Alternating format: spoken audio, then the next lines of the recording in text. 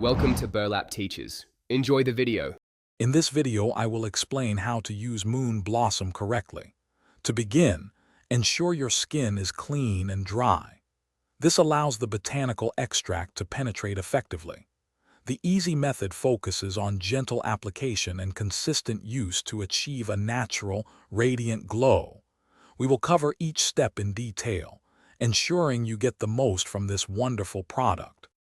Now let's talk about the application technique. First, dispense about 2 or 3 drops of moon blossom into the palm of your hand. Next, gently warm the product by rubbing your palms together for approximately 5 seconds. This helps activate the botanical compounds.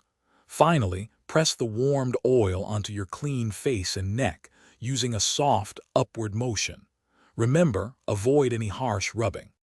For optimal absorption, it's crucial to give moon blossom enough time to work its magic. After application, allow at least 10 minutes for the product to fully absorb into your skin before applying any other skincare items or makeup. For the most noticeable benefits, we recommend using moon blossom twice daily, once in the morning and again before bed.